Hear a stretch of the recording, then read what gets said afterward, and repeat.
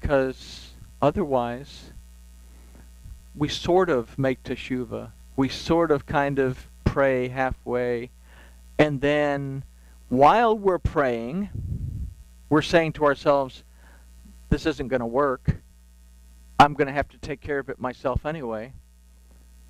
Because if you're not standing on the word of Yahweh Elohim, then Satan is in there messing with you the entire time that you are saying this halfway prayer. We have to establish a relationship with Yahweh Elohim and believe that Yahweh exists. So, it is in this that we are able to execute Yahweh's vengeance on Midian, which we considered in the first part of the study. Taking everything that we have just discussed into account, we have to ask, what is the source of my strength? Has it been me and my point of view, or am I fed from and strengthened from a greater source? So let's consider what Yahusha said at John 15, 1 through 11, before we look at the next verse in our Torah portion. Then this is Yohanan 15, 1 through 11. So this is John 15, 1 through 11. Yahusha says, I am the true vine, and my Father is the husbandman.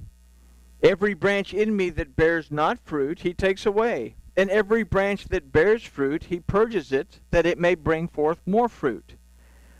Now you are clean through the word which I have spoken unto you. Abide in me, and I in you, as the branch cannot bear fruit of itself, except it abides in the vine. No more can you, except you abide in me. I am the vine, and you are the branches. He that abides in me, and I in him, the same brings forth much fruit, for without me you can do nothing. If a man abides not in me, he is cast forth as a branch, and is withered, and men gather them, and cast them into the fire, and they are burned. They don't go to some hell place where they burn forever. This is talking about you take dry sticks, you throw them into the fire, they burn up, and they're ashes, and they're gone. If you abide in me, and my words abide in you, you shall ask what you will, and it shall be done unto you. In this my Father is honored, that you will bear much fruit. So shall you be my Talmudim, my taught ones. The Father has loved me, so I have loved you. Continue in my love. If you keep my commandments, you shall abide in my love, even as I have kept my Father's commandments and abide in his love. These things have I spoken unto you, that my joy might remain in you, and that your joy might be full. Here Yahusha is talking, but he's speaking as if he were the word of Yahuwah. He's speaking of himself as being the Torah. We abide in the word of Yahweh Elohim. We find our strength in the word of Yahweh Elohim. We find his love in his word. Okay? He is speaking himself of the Torah and the redemption, deliverance, and restoration that it brings to those who will abide in it. So keeping that in mind, let's consider verse 4. Of every tribe 1,000 throughout all the tribes of Israel shall you send to the war. So this verse begins saying, Elef lamate, Elef lamate, Lechol Yisrael. Literally this means 1,000 branches, 1,000 branches complete in Israel. That's what it literally means, as opposed to of every tribe 1,000 throughout all the tribes of Israel. 1,000, Aleph, represents the letter Aleph, which in turn is a representation of Yahweh Elohim. The word lamate, I love the way my computer just does autocorrect, so I can't put te, it wants to put the. Lamate can mean tribes, but more specifically it means branches or a staff. The root of this word, lamate, is nata, that means to stretch out, to extend, and to yield. Now, the word lamate we consider is repeated twice. Elef lamate, elef lamate. So we're looking at the letter beit, meaning house, that's alluded to here in the phrase elef lamate, elef lamate. It's mentioned 2 times in a row. Here we can consider an idea of yielding to and being an extension of the house of Yahweh Elohim that stretches forth. With this in mind, the words spoken by Yahshua in John ring true. The word lechol comes from the root kol, that means not only all, but it also means whole. And the root of kol is kalal, that means to be complete, perfect, and whole. So if we consider that the lamed that represents instruction and guidance, then we can formulate an idea of being made whole, complete, and perfect by and through the instruction and guidance of Yahuwah. In this, we are Israel.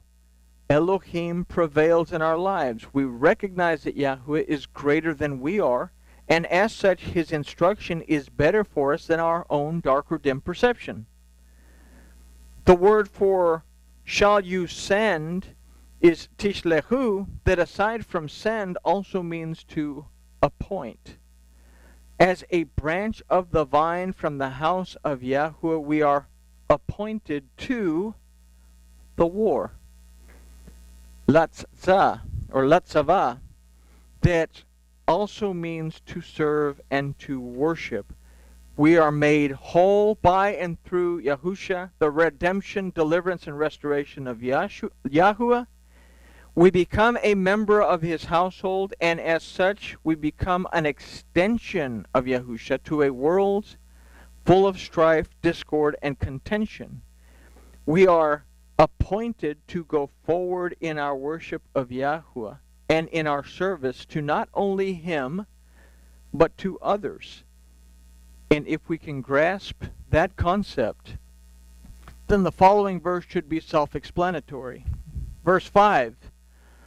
So there were delivered out of the thousands of Israel, 1,000 of every tribe, 1,000 of every tribe, 1,000 of every tribe, 12,000 armed for war. So when we are delivered from our carnal selves, we are prepared to serve our Elohim.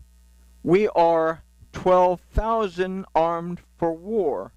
We are equipped with the word and the covenant promises of Yahuwah Elohim to move forward in our worship of Yahuwah and in our service to him and to others. If we will consider 12 as a representation again of Lamed, the 12th letter of the Aleph Beit, that means instruction and guidance, and we will consider again 1,000 to represent the Aleph that represents Yahuwah Elohim, then we can consider this number 12,000 to represent the instruction and the guidance of Yahuwah Elohim that is to go forth. Then we consider in Revelation 7:5-8, there Yahuwah, from those in which Elohim prevails, make up 144,000. It's interesting that in Revelation it also calls them by name, but it leaves out 2. So, in Revelation, if we were to say the instruction and guidance of Yahuwah Elohim that is to go forth as praise and gratitude, we begin to live a life of praise and gratitude. The instruction and the guidance of Yahuwah Elohim that is to go forth to recognize the restoration and being established by Yahuwah Elohim through Yahusha. The instruction and guidance of Yahuwah Elohim that is to go forth, that we are to gather into a whole assembly of Yahuwah Elohim and become part of something greater than ourselves. The instruction and the guidance of Yahuwah Elohim that is to go forth will bring us joy in walking straight in accordance to the word of Yahuwah. As such, we progress in growing daily in our relationship with him. The instruction and the guidance of Yahuwah Elohim that is to go forth, we recognize that there will be trials and tribulations in life, and although we may wrestle through them, we keep our eyes focused on Yahusha and remember that he paid a price for us to always be able to overcome the obstacles that we face in our lives. The instruction and the guidance of Yahweh Elohim that is to go forth allows us to forget the old us and to begin living anew. Old hurts are forgotten. We begin to live redeemed, delivered, and restored from our old past injuries, forgiving and forgetting our past.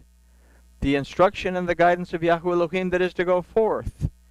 We learn to apply the Shema to our lives, seeking to perceive, discern, and apply the word of Yahweh to our lives, because we recognize that in everything and at every time, Yahweh is greater than we are, and that our redemption, deliverance, and restoration comes by and through Him as we are in agreement and in unity with His Word. The instruction and the guidance of Yahweh Elohim. This is 12,000 from the tribe of Levi. We are joined to Yahweh our Elohim in His service as commanded us by Yahusha. What did He say? Go to the nations.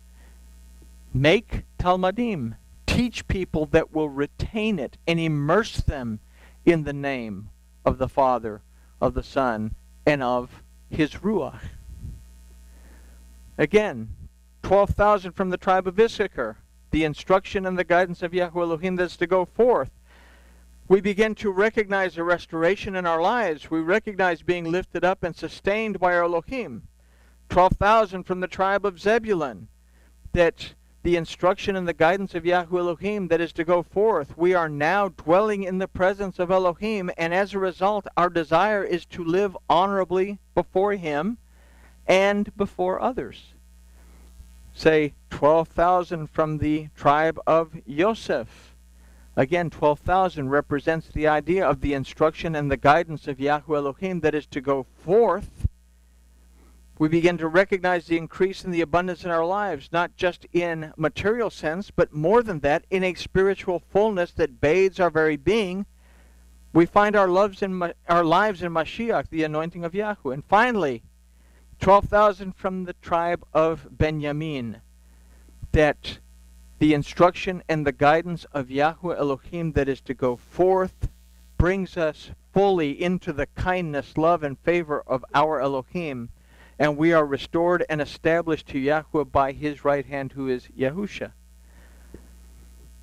We find that in Revelation, both Dan, that means judge, and Ephraim, that represents the lost tribes of Israel, are not mentioned in this count. Torah teaches us not to be judgmental of others in our service to Yahweh Elohim. And we cease to be Ephraim once we shed the dark and dim perception of our carnal selves and realize that, like the prodigal son, the story of the prodigal son, is a type of Ephraim that is a representation of the northern kingdom, the tribes that disappeared in the diaspora. That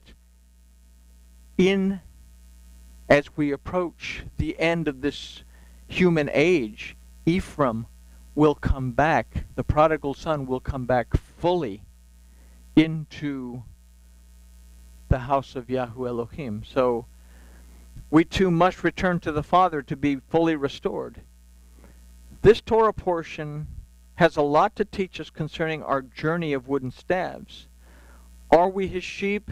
And like a good shepherd, our Elohim guides us through every aspect of our lives with His staff, the Lamed, His instruction and guidance. Now, if we will consider everything that we've discussed in this lesson, if we can remember it all in one sitting, write down there somewhere at the end of this, read verse 7, and we will understand what the outcome of applying this lesson to our lives is going to be. And verse 7 says, "And they fought against the Midianites as Yahweh had commanded Moshe, and they slew all the males." The children of Israel went and they fought against the Midianites. They slew the males. They destroyed a false system of belief so that they could turn about the spirit in that situation. So we understand in this that we must depend on Yahweh Elohim to guide us. Only in this can we have victory over Midian, the strife, discord, and contention that we find in our life. See, that wasn't that long. And with that, we can say that grooviness has been achieved. And then we'll open the door to